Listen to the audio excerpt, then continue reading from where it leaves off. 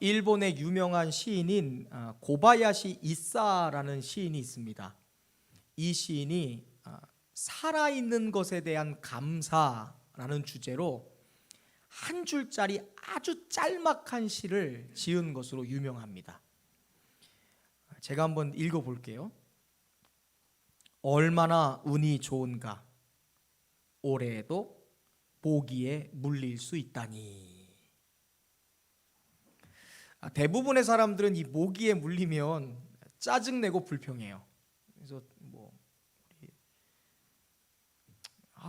왜 나만 물어? 내 피가 맛있나? 저 사람 좀 물지. 보통 사람들은 모기에 물리면 막 불평하지만 어떤 사람은 그 순간에도 내가 살아있나 보다. 내가 살아있구나. 이것을 자각하고 감사하는 사람이 있습니다. 한 해 전만 돌이켜 보아도 세상을 떠들썩하게 했던 죽음들이 굉장히 많지요. 그러나 질병과 사고 없이 내가 지금 살아있다라는 것, 그러니까 그 자체만으로도 축복이고 기쁨이고 감사인 줄로 믿습니다. 이 시간 옆 사람과 인사할게요. 살아주셔서 감사합니다. 건강하셔서 감사합니다. 기독교인의 삶의 특징은 감사입니다. 기독교인의 감사가 세상 사람들의 감사와 다른 것은 기독교인들은 조건에 의하여 감사하는 사람들이 아니라는 거예요. 데살로니가전서 5장 18절 보면 우리가 잘 아는 말씀이 있죠. 항상 기뻐하라, 쉬지 말고 기도하라, 범사에 감사하라.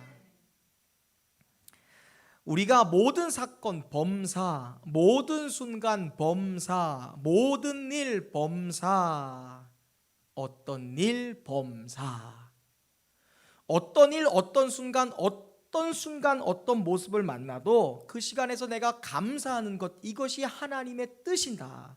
나를 향해 하나님이 원하시는 것임을 알고 모든 것에 감사하려는 것, 그것이 바로 그리스도인의 감사입니다. 그런데 우리의 현실의 삶을 좀 돌아보면, 그리고 삶을 살아가다 보면 모든 것에 대하여, 그리고 많은 것에 대하여 우리가 감사하지 못하며 살 때가 있다라는 것을 발견하게 돼요. 우리 사람이 살다 보면 기쁜 일도 있지만 슬픈 일도 있고요. 감사할 일이 많지만 또한 불평한 일도 생기기 마련입니다.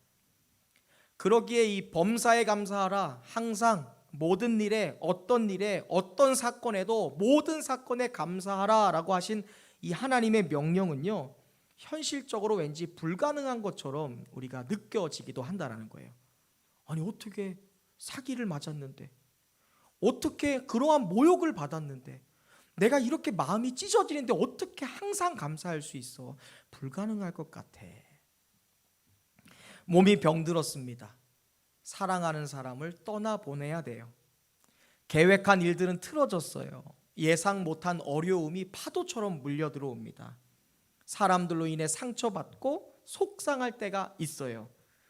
무엇보다 우리는 이 코로나라는 것 때문에 큰 어려움을 겪고 있죠. 작년부터 우리 가정의 자녀들은 마음껏 뛰어놀아야 될 나이에 진짜 말 그대로 가정에서 집에서 갇혀 지내고 있는 것 같아요.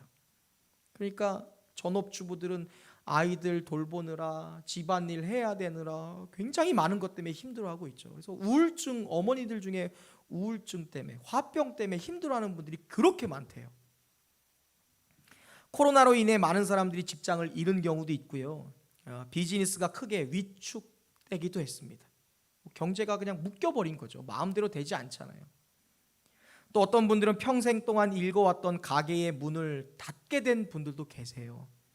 가정 경제가 너무 어려워져서 생활고에 시달리는 분들도 굉장히 많아졌어요.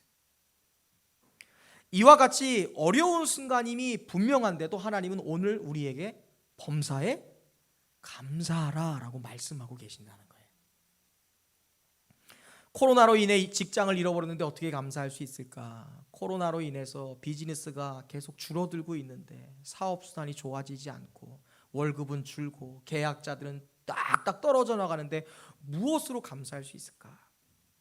남편과 아내의 그리고 자녀의 문제로 내 속이 타들어가는데 과연 내가 그 순간에 어떻게 감사할 수 있나? 앞이 보이지 않은 껌껌한 터널을 지나고 있는데, 그러한 생활고를 겪고 있는데 내 감정이 너무나 어렵고 괴로워서 너무나 내가 막 마음이 아픈데 어떻게 감사할 수 있냐 이 말이에요. 과연 내가 무엇보다 추수감사절인데 지난 한 해를 돌아보면 통장은 마이너스가 되고 카드 빚에 여전히 나는 허덕이고 있는데 내가 무엇을 추수한 게 있나 생각해보면 무엇으로 추수의 감사를 드릴 수 있을까? 그런데 오늘 성경 말씀은 할 수 있어. 감사할 수 있어. 감사할 것이 있어. 일이 안 풀리고 힘든 일이 일어나고 괴롭고 마음이 어려운 상황 속에서도 충분히 감사할 수 있다라고 말씀하고 있어요. 우리 옆 사람과 인사합시다. 충분히 감사할 수 있습니다. 감사할 것은 분명히 있습니다. 오늘 추수감사주의를 맞이하여 함께 나눈 이 본문의 말씀 속에서 그 비결을 찾는 저와 여러분 되시기를 주님의 이름으로 축원합니다. 오늘 본문은 도무지 감사할 것을 찾을 수 없는 순간에 도무지 나에게 감사할 것이 있나? 의심이 들고 내 마음속에 감사라는 것을 딱 들으면 벽이 딱 생기는 그러한 막막한 그러한 순간에도 내가 아닌 다른 사람에게 넘치게 하여 주신 하나님의 은혜로 말미암아 감사할 수 있다라고 말씀해요. 도무지 감사할 것이 생각나지 않을 때 이것으로 인해 감사할 수 있다고 말해요. 한번 같이 읽어볼까요? 시작!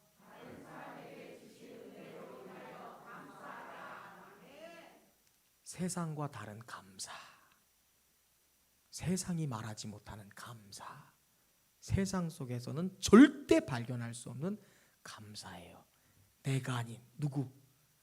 다른 사람에게 주신 은혜로 말미암아 감사하는 것. 오늘 본문이 그것을 말합니다.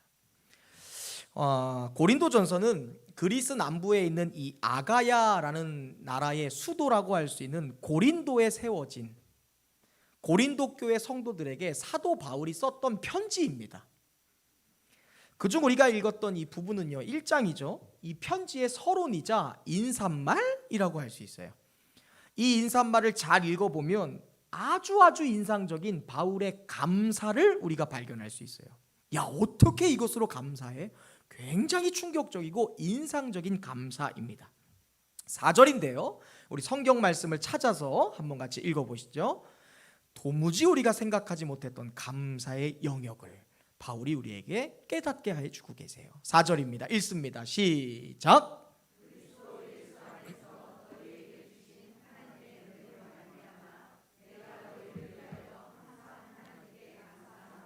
아멘. 바울이 항상 하나님께 감사한대요.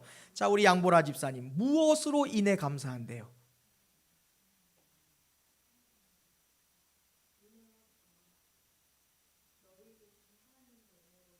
오, 맞아요. 조현선 성도님, 바울이 무엇 때문에 감사한대요? 읽어보니까 하나님의 은혜인데 나에게 주신, 너희에게 주신. 따라서 고백합니다. 내가 아닌 너에게 주신 은혜, 내가 아닌 여원이에게 주신 은혜, 내가 아닌 김성건 집사님에게 준 은혜. 할렐루야. 이것으로 감사할 수 있다. 난 감사한다. 항상 감사한다. 내가 나를 보면 막막한 터널인데, 내가 나를 보면 한탄한데, 내가 현수를 보니까, 내가 선의를 보니까 선의에게 주신 은혜로 말미암아 내가 항상 감사해. 나는 너무 힘들고 괴로운데 내가 우리 성준이에게 주신 하나님의 은혜를 보니까 너무너무 행복한 거야. 선경아 성도에게 부어주신 은혜를 볼 때 너무너무 감사해. 생각해 본 적이 있으세요? 바울이 지금 그 감사를 알려주는 거야. 하나님의 은혜가 과연 구체적으로 무엇일까? 5절에 보니까 이는 너희가 그 안에서라는 건 예수님 때문에라는 말이에요. 예수님 안에서 모든 언변과 모든 지식에 풍족하였다라고 되어 있어요. 바울이 말하는 은혜라는 것은, 너희에게 부어진 은혜라는 것은 말주변이 좋고 너무나 지식이 풍족한 거래요.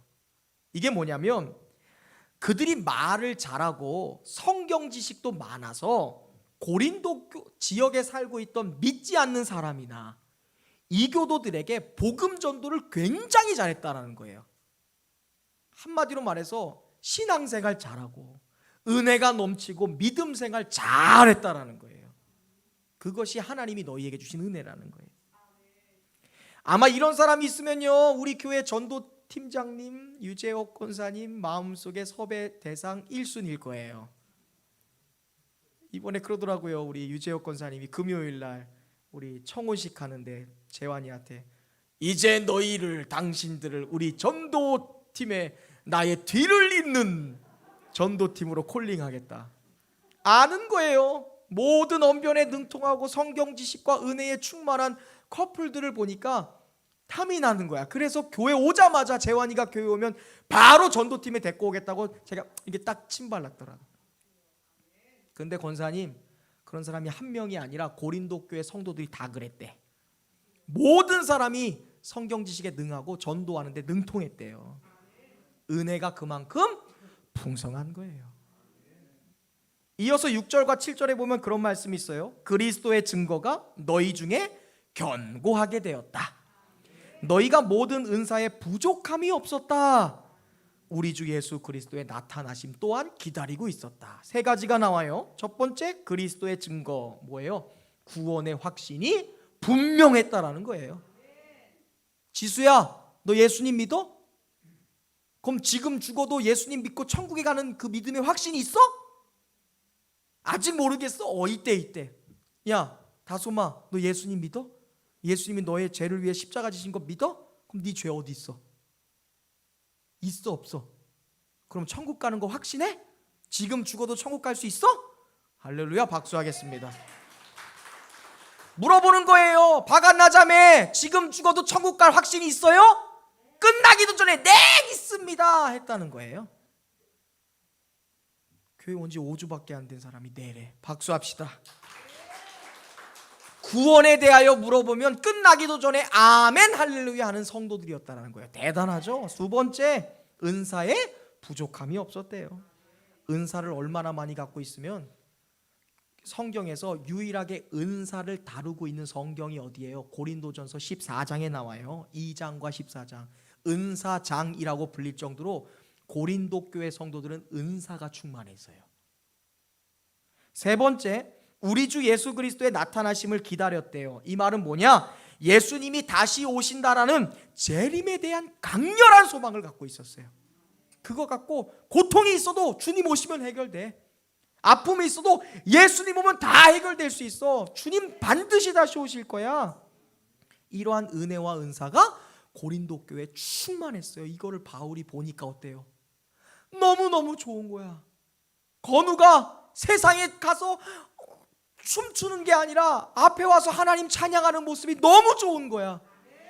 우리 지은이가 예수님 얘기만 하면 눈물 막 나와. 콧물을 흘렸는지 모르겠지만 마스크에 감춰 있어서 어쨌든 간에 예수님 얘기만 하면 눈물이 나오는 그것을 보고 너무너무 행복한 거예요. 여원이가 여기서 드럼 치는 게, 제가 CCM을 모르는 애예요. 여러분, 세상에서 이거 음악하는 애인데 여기서 복음성가 반주를 해. 드럼이 여러분 소리 듣게 막 귀에 거슬리세요? 여러분 건대 이런데 락카페 가보셨어요? 난 가봤어. 시끄러워서 귀를 닫아. 이게 근데 여원이 연주가 시끄러워야 아름다워요. 얘의 반주가 하나님을 찬양하는 반주야. 그 모습이 너무 아름답고 감사한 거야. 아니 어떻게 제가 하나님 앞에 와서 찬양의 반주를 하고 있지? 그런 은혜가 교회에 넘쳤어요. 이게 굉장히 중요해요, 여러분. 감사할 수 없을 때, 도무지 나에게 감사거리가 생각나지 않아요.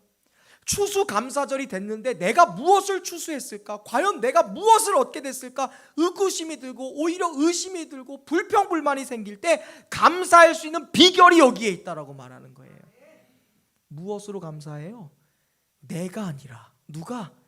다른 사람에게 넘치게 부어주신 은혜로 감사할 수 있다는 거예요. 옛말에 사촌이 뭘 사면? 뭐 아프다. 아직도 우리 교회 그런 분들 계세요?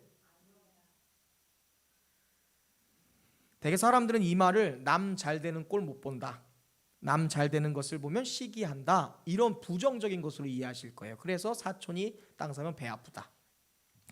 그런데 이거 사실 잘못된 정보예요. 저명한 우리나라 국어학자들은요, 이 말의 원뜻은 사촌이 땅을 사면 배라도 아파, 그러니까 배가 아파서, 즉 변을 봐서라도 걸음 주고 와라 라는 뜻이었대요. 다 같이 먹고 살기 힘들 때 사촌이 땅을 구입한 거예요. 좋아요, 안 좋아요? 지금같이 불경기에 우리 현수가 사업장을 개업해서 축하할 일이 아니에요. 지금같이 안 되는 때에 우리 조현선 성도님의 공인중개사 사무실에 사람들이 막 찾아와 축하할 일이 아니야. 지금같이 청년 실업이 없는, 이렇게 너무 힘든 시대에 청년들이 막 직장을 이직하고 직장을 가요. 감사할 일이 아니에요. 사촌이 땅을 샀어요. 얼마나 기뻐요. 축하해 줘야 돼요. 근데 가난해서 줄 게 없는 거예요. 보태줄 게 없으니까 내 변이라도 봐서 걸음이라도 챙겨주자, 그렇게라도 도와주고 축하하자, 이게 그 말의 원뜻이래요. 근데 일본 애들이, 얘네들은 시기하는 백성들, 남이 잘 되는 꼴을 못 보는 백성들, 질투 많은 백성들이라는 이미지로 바꾸기 위해서 사촌이 땅 사면 배 아픈 사람들이라고 바꿔버렸다. 많은 국어학자들이 그렇게 말해요. 여러분은 어떠세요? 누군가 잘 될 때 배 아프시나요? 시기 되세요? 아니에요. 시각을 넓혀보면 배가 아픈 게 아니라 그건 은혜예요. 감사이고요, 기쁨이에요. 축하해주고 박수 쳐줘야 마땅할 일이에요, 여러분. 바울은 그걸 이야기하는 거예요. 바울 사도는 우리로 하여금 감사의 시각을 좀 넓혀보라고 말하는 거예요. 쪼잔하게 굴지 말고, 너를 바라보고 네 손을 바라보고 너의 발을 바라보고 없다고 말하지 말고 둘러봐 얼마나 많은데 라고 말하고 계세요. 도무지 나에게서 감사의 조건과 이유를 찾을 수 없을 정도로 내 삶이 힘들고 어려울 때 눈을 이제 내가 아니라 타인에게 옮겨가 보라고 말하는 거예요. 나는 차가 없는데 박상호 집사가 차를 좋은 거 샀으니까 얼마나 좋아. 내 사랑하는 성도와 가족이 새 차를 사면 얼마나 좋아. 결혼했을 때 조금 어려워서 중고차 그것도 빚내서 샀는데 잘 돼서 축복받아서 새 차, 얼마나 좋아 기분이. 그게 은혜이죠. 도둑질한 게 아니니까. 저 사람이 하나님이 주신 은혜로 산 거니까. 나 태워주면 더 좋지. 나는 왜 이렇게 일이 안 풀릴까? 나는 왜 이렇게 생활고에 시달릴까? 우리 자녀는 왜 이렇게 잘하는 게 없을까? 그러한 마음 때문에 여러분 낙심되거나 힘이 들 때 우리의 눈을 좀 옆으로 돌려봅시다. 그리고 은혜 충만한 성도들, 은혜 받은 성도들을 바라보는 거예요. 내게 주신 은혜로 내게 주신 은혜로 말미암아가 아니라 너에게 주신 은혜로 말미암아로 바꿔보는 거예요. 그때 바울은 내가 아닌 다른 사람에게 주신 은혜로 말미암아 나는 항상 기뻐할 수 있었다라고 말하는 거예요. 이 사람이 진짜 부자 아니에요? 왜 그래야만 할까요? 그것은 다른 사람에게 넘치게 주신 하나님의 은혜를 내가 보게 될 때 우리는 여전히 살아계신 하나님을 느낄 수 있어요. 하나님이 살아계신 분이구나. 바간나 자매를 5주 만에 저렇게 뒤바꿔버리신 분은 나에게도 그렇게 역사하시고 여전히 일하고 계신 하나님이구나를 발견하게 된다는 거예요. 나의 삶을 보면 하나님이 죽어 계신 것 같아요. 나의 삶을 보면 하나님이 잠자고 계시는 것 같은데 아니거든요. 사실 여전히 일하고 계시고 여전히 역사하고 계시는 거예요. 그것을 내가 분명히 보게 되는 거예요. 그러니까 감사할 수 있는 거예요. 하나님 잠자고 계시는 게 아니라 눈 뜨고 살아 계시는군요. 하나님 멀리 계시는 것이 아니라 가까이 계시는 거죠. 그때 알게 된다는 거예요. 내 현실을 보면 답답해요. 화가 나요. 근데 타인이 받은 은혜를 보면 모든 것을 주시고 모든 것을 가능하게 하신 하나님이 계시는구나를 보며 감사할 수 있다는 거예요. 내가 아니라 다른 사람의 은혜에 주목하는 것, 나에게 있는 것이 아니라 다른 사람에게 있는 것에 대하여 축하하고 기뻐하는 것, 그것이 괴로울 때에도 감사할 것이 전혀 생각나지 않을 때도 범사에 감사할 수 있는 바울이 알려주는 비결이에요. 저와 여러분들이 이번 추수감사주를 맞이하여 이러한 놀라운 비결로 여러분의 삶을 더 풍요롭게 만들 수 있기를 주님의 이름으로 축원합니다. 세상 어느 존재가 다른 사람의 은혜로 인하여 감사하라 말해요. 두 번째, 오늘 본문은 도무지 감사할 것이 없을 때 감사할 수 있는 비결은 이것이다 라고 말씀하고 있어요. 우리 한번 같이 크게 읽어보겠습니다. 시작!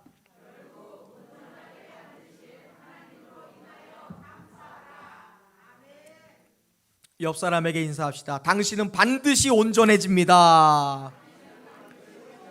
당신은 반드시 잘 됩니다. 할렐루야.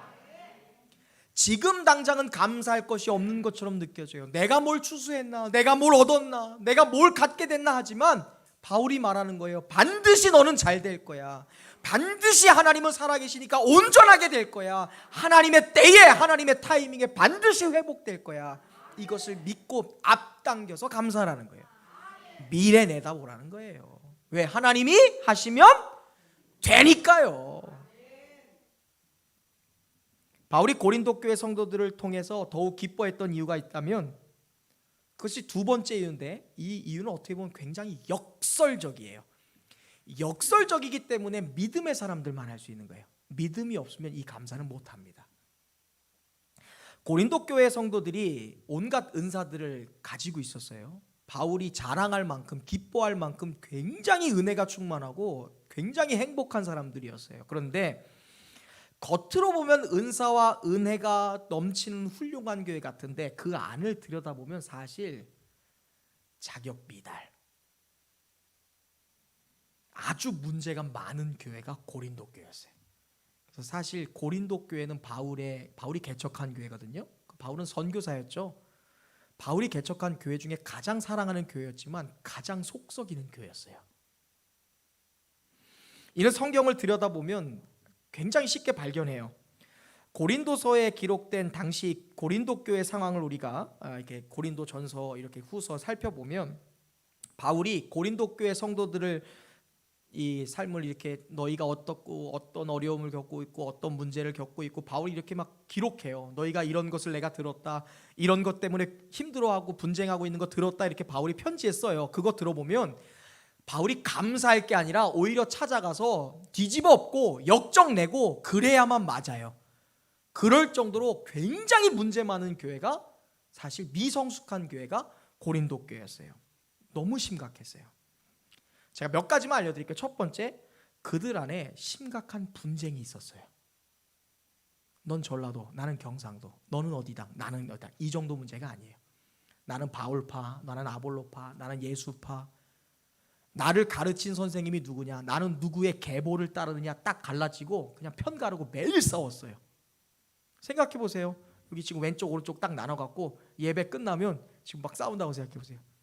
아마 김진 지사님이 있으니까 여기가 이길지 모르겠지만 어쨌든 간에 뭐 현수가 여기 있으니까 뭐 여기 모르겠어요. 하여튼 어떻게 될지 모르겠어요. 싸워봐야 아니까요. 뭐 특별히 남자가 꼭 여자를 이긴다는 보장도 없죠. 남자보다 힘센 여자들도 있고 맞고 사는 남편들도 있으니까요. 뭐 어쨌든 간에 매일 분쟁했어요. 두 번째, 그들 안에 엄청난 교만이 있었습니다. 은사가 넘치니까, 은혜가 넘치니까 내 능력이야, 나 이런 사람이야, 자기 은사가 대단하다고 생각하면서 서로 막 교만해서 싸웠다는 거예요. 너 뭐 그까짓 거 음식하는 은사가 뭐 대수라고, 너 방언 좀 하니? 뭐 이랬다는 거예요. 자꾸 제 안에 이한희 씨가 있네요 요즘에. 이 무알트가. 하여튼 매일 분쟁하고 은사 때문에 막 다투는 거예요. 세 번째, 성적으로 굉장히 타락했었어요. 지금 이 사람들이 누구예요? 예수 믿는 사람들이 안 믿는 사람들이에요. 교회 안에도 성적 타락이 굉장히 심각했어요. 제가 지난주에도 말씀드렸지만 사실 이 고린도라는 곳은요, 고대판 라스베가스입니다. 온갖 향락과 음란과 모든 타락이 다 종합된 곳, 지중해의 항구 종합도시, 그게 고린도였어요. 문제는 그러한 이 음란한 것, 이 성적 타락이 교회 안에도 그대로 들어왔다는 거예요. 예배 끝나고 나가면 바로 사창가니까, 도서관 지나고 나면 바로 사창가가 있으니까. 고린도 사람이라는 말은 고대 시대 때 매춘부를 뜻할 정도로 고린도라는 지역이 굉장히 성적으로 타락한 지역입니다. 고린도 교회 성도들은 믿는 사람들인데 특별히 이 5장에 보면 교인 중에는 아버지가 결혼했던 계모를 자기의 아내로 삼아서 데리고 사는 사람도 있었대요. 아버지가 이혼한 계모. 완전 뭐 말 다 하지 않았어요? 근데 그거를 문제는 성도들이 알면서도 아무도 훈계하지 않았다는 거야. 불륜이야. 근데 그냥. 또 6장에 보면 몇몇 사람들은 아직도 고린도 지역에 있는 사창가를 드나들었습니다. 7장을 보면 어떤 분들은 완전히 반대로 금욕주의자가 되어 결혼을 죄악시하고요, 부부 가운데 하나님이 주신 선물인 부부의 관계도 딱 단절했어요. 엄청난 성적 타락. 네 번째, 법적 싸움. 서로 고소고발 매일같이 했습니다. 다섯 번째, 우상의 제물을 먹는 문제. 고린도 지역이잖아요. 아프로디테 신전이 있죠. 우상의 제사터 있잖아요. 예배 드리고 오면서 이미 우상한테 제사 드린 음식들 막 먹는 거예요. 우상에게 제사한 음식 그냥 막 먹는 거예요. 여섯 번째, 성찬을 잘못 행했어요. 예수님이 말씀하신 성탄은 가난한 자나 부한 자나 예수님의 몸과 살과 피를 상징하는 그 성찬을 나누면서 가난한 사람들을 돕고 서로 함께하는 건데, 이걸 잘못 이해해서 부자들이, 그 당시에 성찬은 자기 음식을 가지고 오는 거예요. 예배 후에 나누는 건데 부자들이 이걸 풀지 않아. 성찬식을 행하는데 부자들은 먹고 가난한 사람들은 준비 안 하면 못 먹는 일이 발생했어요. 잘못 성찬을 이해했던 것. 일곱 번째, 은사의 문제. 고린도 교회 성도들은 은사가 많았어요. 그런데 은사 가지고 서로 경쟁하는 거예요. 무질서한 거예요. 아무 때나 은사를 사용하는 거예요. 여덟 번째, 심각합니다. 부활을 부정했어요. 예수님 부활하신 게 아니다. 그냥 사람들이 환상 본 거다. 부활을 믿지 않는 거예요, 그리스도인들이. 이처럼 고린도 교회의 현실이라는 것은요, 감사 너무 멀었어요. 너무 미성숙했어요. 감사라고 하고 칭찬이라고 하기에는 너무 거리가 먼 정말 저질스러운 사람들이었어요. 이런 사람들을 두고 어떻게 감사할 수 있어요? 그러한 고린도에서 어떻게 감사를 말할 수 있습니까, 여러분? 그 중에서도 특별히 교인들이 파가 나뉘어져서 매일 싸워요. 분쟁해요. 시기해요. 고소고발해요. 이게 바울의 마음에 너무 아팠어요. 생각해 보세요. 제가 이 교회를 선교사가 돼서 어디 가서 전도를 해서 교회를 만들어내는데, 그리고 본국으로 돌아왔는데 편지가 오는 거야. 목사님 가고 나서 교인들이 매일 싸워요. 누가 어떤 권사님 집사님이 서로 법정으로 고소고발했대요. 멱살 잡고 싸웠대요. 육두문자가 오갔대요. 내 마음이 어떻겠어요? 바울이 그것을 들었을 때 감사할 수 있을까요? 칭찬할 수 있을까요? 그렇게 심각한 문제가 교회에 있었어요. 그런데 그럼에도 불구하고요, 바울은 놀랍게도 당신들로 인해서 감사한다라고 말하고 있는 거예요. 칭찬할 것이 없고 기뻐할 것이 없고 박수칠 것이 전혀 없는 무질서하고 미성숙한 성도들을 향해 여전히 감사한다고 얘기해요. 왜, 무엇 때문에 그럴까? 본문 8절 9절 말씀 앞에 화면에 나와 있습니다. 그 이유를 말하는 거예요. 함께 읽어보겠습니다. 시작.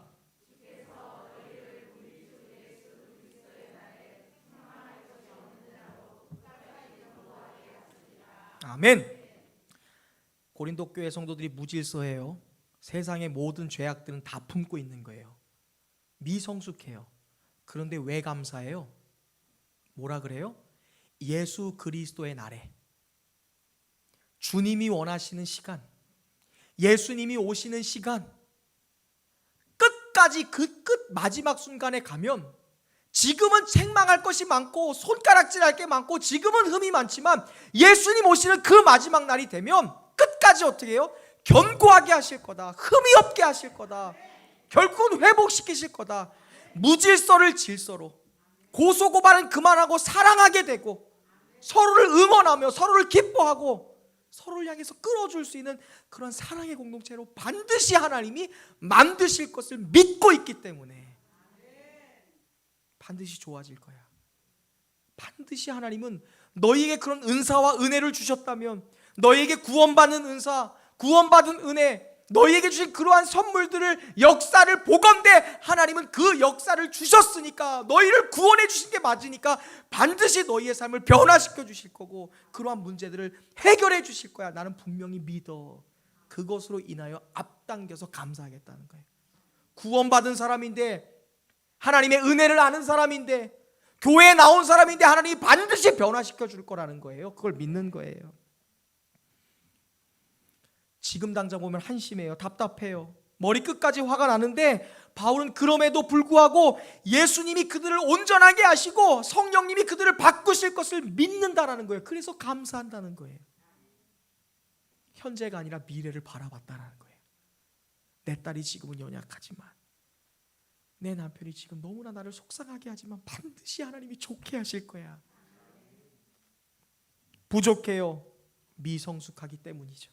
실망스럽습니다. 도무지 감사를 모르고 교만하게 살아요. 하지만 그토록 미약해요. 그토록 이기적이에요. 그러한 자들을 예수님 안으로 부르셨다면, 그러한 자들에게 구원을 주셨다면, 그들을 구원해 주시고 은사를 주셨다면, 그런 것들을 주신 하나님을 신실하게 믿으면서 하나님은 반드시 저들의 삶을 변화시켜 주실 거야. 그것을 인하여 내가 미리 감사해. 마침내 책망할 것이 없는 자로 바꾸실 하나님의 은혜를 바라보며 감사한다는 거예요. 이처럼 바울은 신실하신 하나님을 신뢰하는 눈을 가졌습니다. 반드시 사람을 바꾸실 성령님을 신뢰했어요. 그때 감사할 것이 없는 순간에도 심지어 고린도라는 중심에서 감사를 외친 거예요. 우리도 삶을 살아가다 보면 마치 고린도에 있는 것 같은 현실을 살아갈 때가 있어요. 도무지 답이 없거든요. 도무지 앞이 보이지 않는. 여러분 고린도에 살아간다고 생각해 보세요. 제가 말씀드렸던 8가지, 그거보다 더 많아요. 엄청난 문제예요. 엄마 아빠가 매일 고소고발한다 생각해 보세요. 아내와 남편이, 자식들이 다 성적으로 문란해서 아마 상상하실 수 있어요. 여러분 감당하실 수 있겠어요? 우리의 심정이 그러한 것들을 만날 때가 있다는 거예요. 그런 아픔들에 놓여 있을 때가 있어요. 우리가 고린도일 때가 있다는 거예요. 남편을 바라보면 답 안 나와요. 여러분 그거 아세요? 남편은 죽을 때까지 철 안 들어요. 죽어서 철듭니다. 자식을 바라보면 속이 터져요. 부모를 바라볼 때 너무 실망스러워요. 내가 원하는 대로 가족들이 따라와 주지 않을 때가 있잖아요. 무엇보다 나 자신을 바라볼 때 너무나 한스러울 때가 있어요? 왜 저 사람은 저렇게밖에 못할까?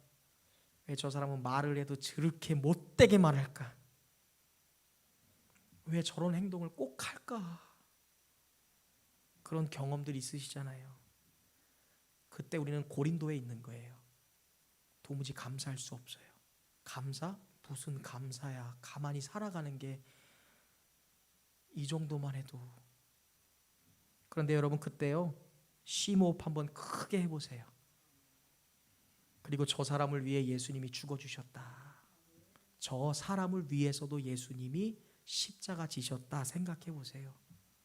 그 순간 여러분의 삶이 바뀔 거예요. 아, 나만이 아니라 저 사람을 위해서도, 나만이 아니라 저 사람을 위해서도 오시고 십자가 지셨으니 반드시 저 사람도 변화될 거야. 반드시 좋아질 거야. 그것 때문에 감사할 수 있는 거예요. 성령이 내 남편을 바꾸실 것이다. 하나님은 내 자녀를 반드시 변화시킬 것이다. 믿고 신뢰하는 믿음의 성도들 되시길 주님의 이름으로 축원합니다. 그리고 그 시각으로 여러분의 삶을 해석해 보세요. 무엇이 되었든 하나님이 빚어가시고 계시는 인생이에요. 아직 완성된 거 아니에요. 여러분 미완성이에요. 하나님은 여러분의 삶을 반드시 완성품으로 만드실 줄로 믿으시기를 바랍니다. 그때 바울처럼 감사할 것이 없는 고린도에서도 감사할 수 있다라고 말씀하고 계십니다. 제가 청년부 사역을 할 때 한 여자 청년이 교회에 안 나왔어요. 벌써 10년도 더 된 이야기죠. 전화도 안 받아요. 그래서 제가 직장에 그냥 쭉 찾아가서 신방한 적이 있습니다. 얼굴도 안 봐요. 차는 마시니까 간단하게 안부를 묻고 마음이 좀 열린 것 같게 왜 교회 안 나와요? 하니까 그 여자가 뭐라고 얘기한 줄 아세요? 제가 그 사람 말대로 할게요.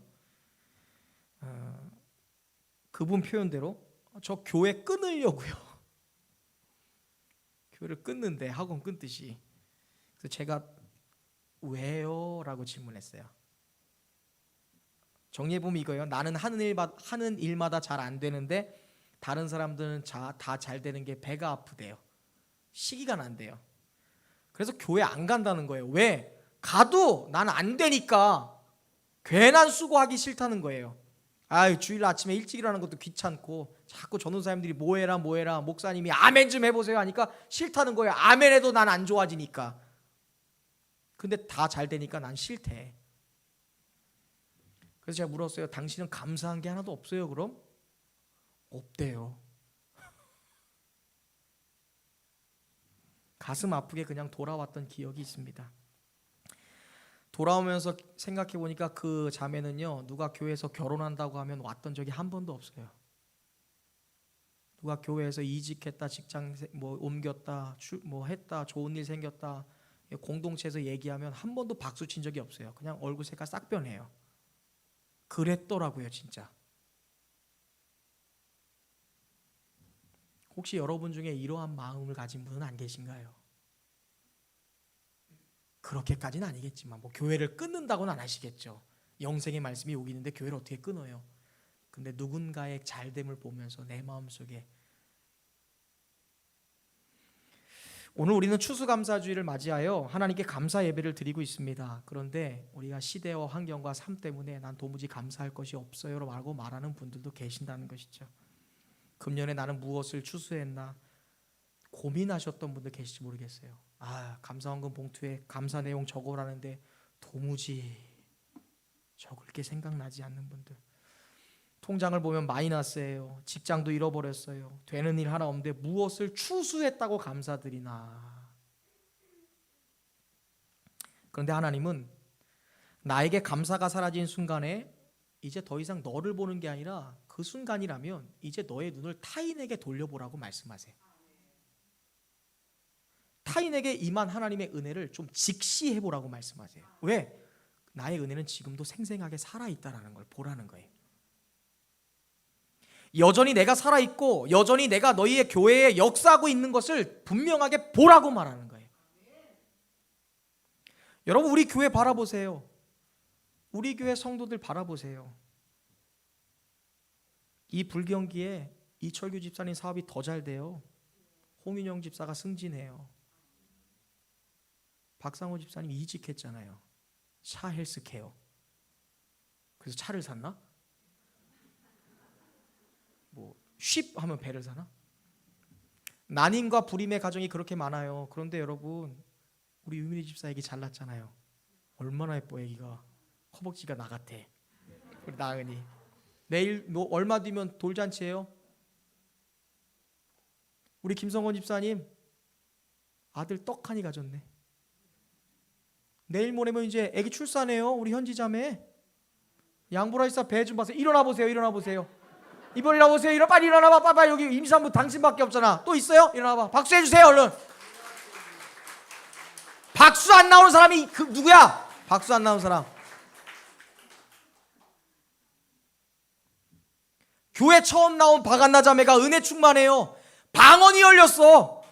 가정이 변해요. 자기의 삶이 변해요. 남편이 변하고 애가 변했어요. 이거 감사 아니에요? 자녀들은 어때요? 내 자녀만 자녀입니까?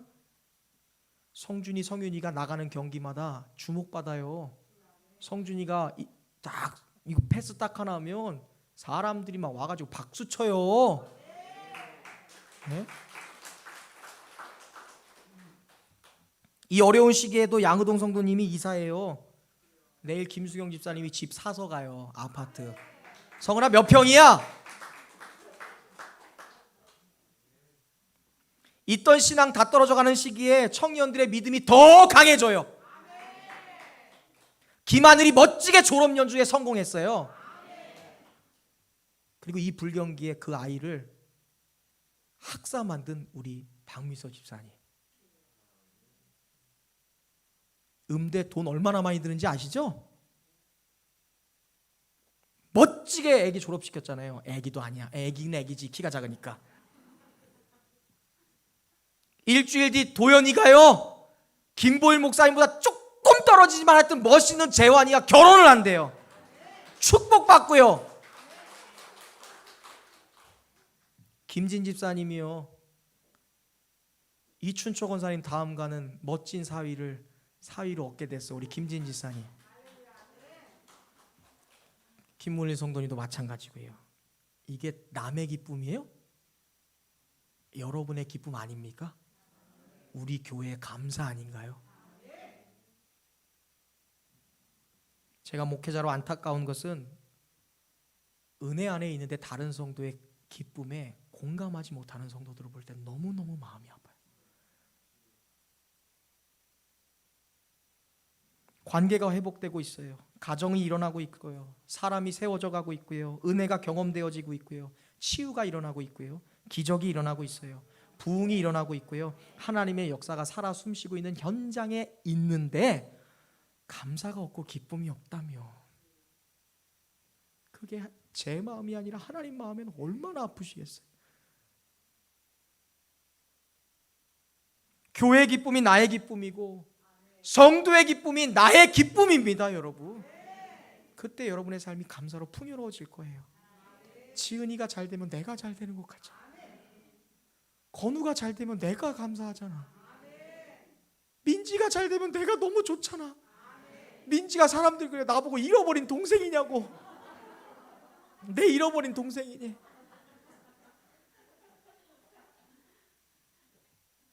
아니 우리 양희수 성도가 오니까 얼마나 좋아.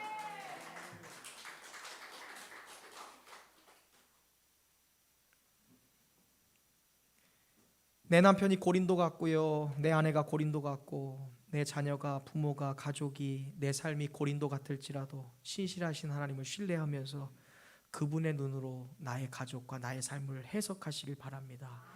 그때 소망 얻게 되고요. 그때 여러분에게 속한 모든 것이 이미 추수된 거인 줄로 믿습니다.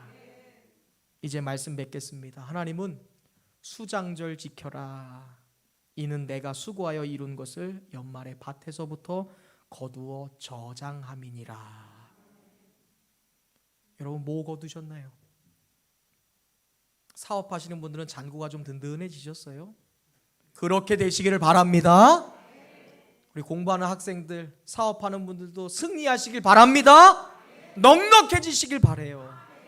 근데 그렇지 아니한다 할지라도 나는 창고 하나 없어, 거둔 것 하나 없다 할지라도요, 하나님은 범사에 감사하라 말씀하세요. 이건 뜬구름 잡는 이야기 아닙니다. 우리한테 무리한 요구하시는 게 아니에요. 창고 하나 없을 때 옆을 좀 바라보세요. 바라보세요. 빨리. 창고 없잖아요. 여러분 창고 어디 있어요? 옆에 바라보세요.